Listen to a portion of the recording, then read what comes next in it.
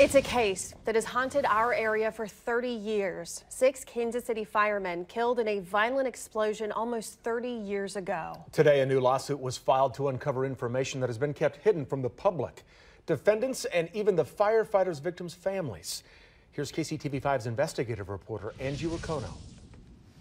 The new federal lawsuit concerns this Department of Justice report. The DOJ investigated claims federal witnesses were pressured to lie, and investigators ignored important information because it didn't suit them. This report was released 6 years ago, but as you can see, huge sections are blacked out. Now there's a legal fight to see what's beneath all of that black.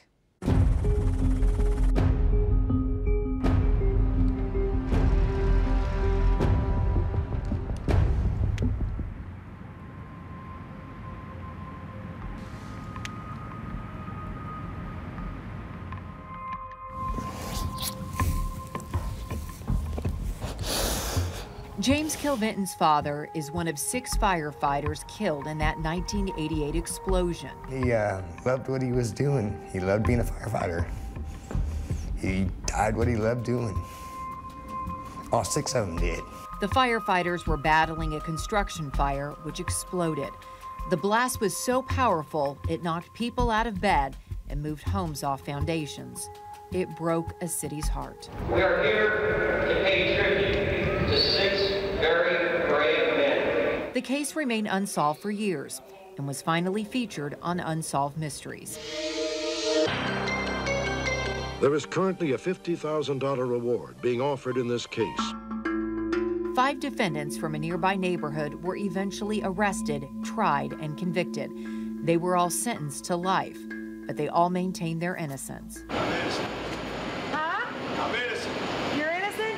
I'm innocent. And if they know they got the right people and they're so positive they have the right people, why are they so scared to release that then? You know, if there's nothing to be afraid of. James Kilvinton wants to see what the Department of Justice uncovered in his father's death. So I'm pretty quiet. I keep to myself. Why do this then? Because I'd like to know the truth and get closure behind it. The truth needs to come out in this case. Here's what that report looks like. It's blacked out in huge sections, and some entire pages are missing. The report was prompted by newspaper articles published by the Kansas City Star. Most recently, Pulitzer Prize winner Mike McGraw. McGraw reported government witnesses were pressured to lie in court. Jaw-dropping articles even suggested alternate suspects who had much more to gain than the 5 who were sent to prison. Today's lawsuit lists 19 people who say investigators pressured them to change their stories or give false testimony. One man says they threatened him with more prison time. A woman claims they threatened to take away her child. The DOJ report disputes those allegations. In fact, it concludes there is no evidence that the wrong people were sent to prison.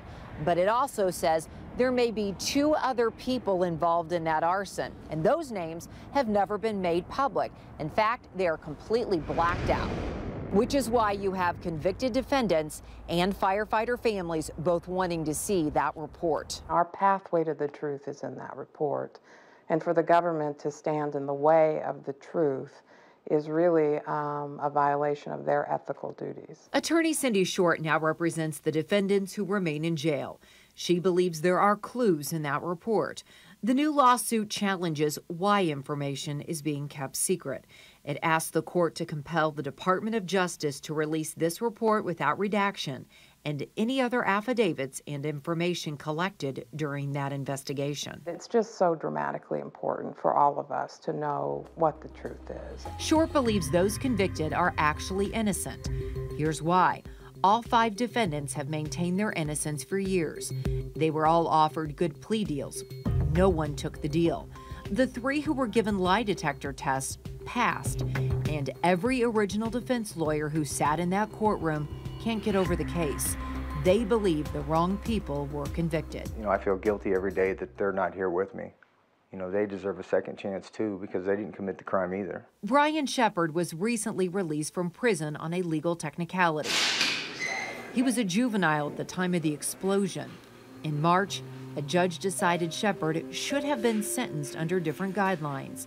That legal hearing exposed the pain on both sides. They've been in there for 21 and a half years for something they did not do. Defendants and families argue the government needed to close the case and anyone needed to be held accountable.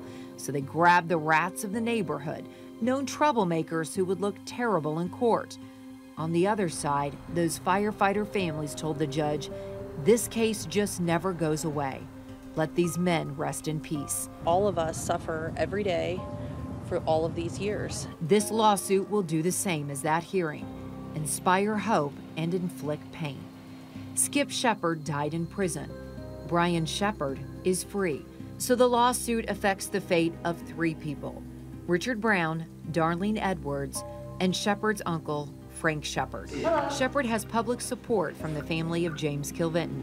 He sat down with the Kilvintons in a recent interview to demonstrate 2 different sides coming together for a new common goal, which is information. You know, it's not about me, it's about the report, it's about why they're hiding the information, and you know, whether the other families believe that I should be spending the rest of my life in prison, it's not about me, it's about this information they're hiding. I mean, there's still 3 people in prison for this that need to be released if they're innocent. I want to know the truth.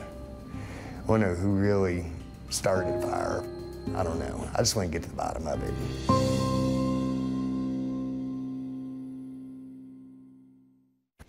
In an almost 30-year-old case, getting answers is tough.